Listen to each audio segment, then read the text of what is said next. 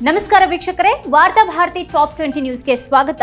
ಇವತ್ತಿನ ಟಾಪ್ 20 ನ್ಯೂಸ್ನಲ್ಲಿ ಏನೇನಿದೆ ಬನ್ನಿ ನೋಡೋಣ. ಧರ್ಮಸ್ಥಳ ಗ್ರಾಮದಲ್ಲಿ ಮೃತದೇಹಗಳನ್ನು ಹೂತು ಹಾಕಿರುವ ಘಟನೆ. ಎಸ್ಐಟಿ ಕಚೇರಿಗೆ ಆಗಮಿಸಿದ ಇಬ್ಬರು ಹೊಸ ದೂರುದಾರರು.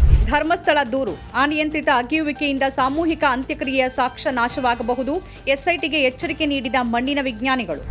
ಧರ್ಮಸ್ಥಳ ವಿಚಾರದಲ್ಲಿ ಸೂಕ್ಷ್ಮವಾಗಿ ವರ್ತಿಸಬೇಕಿದ್ದ ರಾಜ್ಯ ಸರ್ಕಾರ ಅತ್ಯಂತ ಬೇಜವಾಬ್ದಾರಿತನದಿಂದ ನಡೆದುಕೊಂಡಿದೆ. ಕೇಂದ್ರ ಸಚಿವ ಪ್ರಹ್ಲಾದ್ ಜೋಶಿ ಆರೋಪ. ಮತಗಳ್ಳತನ ಮತ್ತು ಭಾರತದ ಪ್ರಜಾಪ್ರಭುತ್ವದ ಹತ್ಯೆ ವಿರುದ್ಧ ರಾಷ್ಟ್ರವ್ಯಾಪಿ ಪ್ರತಿಭಟನೆ ನಡೆಸೋಕೆ ಕಾಂಗ್ರೆಸ್ ಪಕ್ಷ ನಿರ್ಧಾರ. ಮಂಗಳವಾರ ಪಕ್ಷದ ಅಧ್ಯಕ್ಷ ಮಲ್ಲಿಕಾರ್ಜುನ್ ಖರ್ಗೆ ಅಧ್ಯಕ್ಷತೆಯಲ್ಲಿ ನಡೆದ ಸಭೆಯಲ್ಲಿ ತೀರ್ಮಾನ.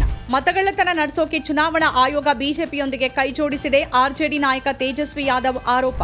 ಸೋನಿಯಾ ಗಾಂಧಿ ಪೌರತ್ವ ಪಡೆಯುವ ಮೊದಲೇ ಮತದಾರರ ಪಟ್ಟಿಯಲ್ಲಿ ಅವರ ಹೆಸರು ಸೇರ್ಪಡೆಯಾಗಿತ್ತು. ಕಾಂಗ್ರೆಸ್ ಪಕ್ಷದ ಮತಗಳ್ಳತನ ಆರೋಪಕ್ಕೆ ತಿರುಗೇಟು ನೀಡಿರುವ ಬಿಜೆಪಿ. ಮುಸ್ಲಿಂ ಸಮುದಾಯದ ವಿರುದ್ಧ ಅವಹೇಳನಕಾರಿ ಹೇಳಿಕೆ ನೀಡಿರುವ ಆರೋಪ. ಬಸನಗೌಡ ಪಾಟೀಲ್ ಯತ್ನಾಳ್ ವಿರುದ್ಧ ಪೊಲೀಸ್ ಠಾಣೆಯಲ್ಲಿ ಎಫ್ಐಆರ್ ದಾಖಲು. ಬಿಹಾರದ ಮತದಾರರ ಪಟ್ಟಿಯ ವಿಶೇಷ ತೀವ್ರ ಪರಿಷ್ಕರಣೆಗಾಗಿ ಮತದಾರರಿಗೆ 11 ದಾಖಲೆಗಳು ಸಲ್ಲಿಕೆಗೆ ಅವಕಾಶ. ಇದು ಮತದಾರ ಸ್ನೇಹಿ ಅಂದ ಸುಪ್ರೀಂ ಕೋರ್ಟ್. ಸಂಪುಟದಿಂದ ಕೆಎನ್ ರಾಜಣ್ಣ ವಜಾಗೆ ಆಕ್ರೋಶ. ಕಾಂಗ್ರೆಸ್ ಹೈಕಮಾಂಡ್ ಕ್ರಮ ಖಂಡಿಸಿ ತುಮಕೂರಿನಲ್ಲಿ ಬೆಂಬಲಿಗರಿಂದ ಪ್ರತಿಭಟನೆ. ಕೌನ್ ಬನೇಗಾ ಕರೋಡ್ಪತಿ ವಿಶೇಷ ಸಂಚಿಕೆಯಲ್ಲಿ colonel Sofiya Qureshi, Vyomika Singh promo viral ಬೆನ್ನಲ್ಲೇ ಭುಗಿಲೆದ್ದ ಅಸಮಾಧಾನ. ಸಿಂಧೂ ಜಲ ಒಪ್ಪಂದ ವಿವಾದ. ಅಂತಾರಾಷ್ಟ್ರೀಯ ನ್ಯಾಯಾಲಯದ ಪಾಕಿಸ್ತಾನದ ಪರ ತೀರ್ಪನ್ನು ತಿರಸ್ಕರಿಸಿದ ಭಾರತ.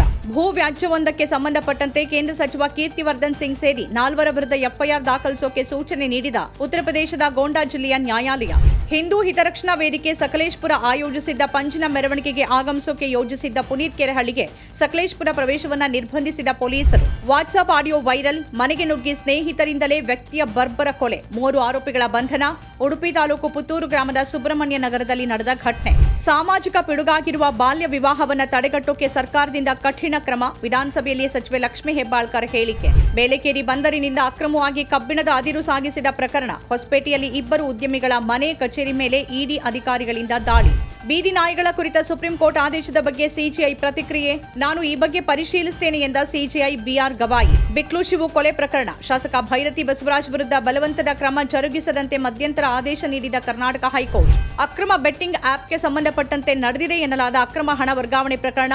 ಇಡಿ ಎದುರು ವಿಚಾರಣೆಗೆ ಹಾಜರಾದ ಸುರೇಶ್ ರೈನಾ.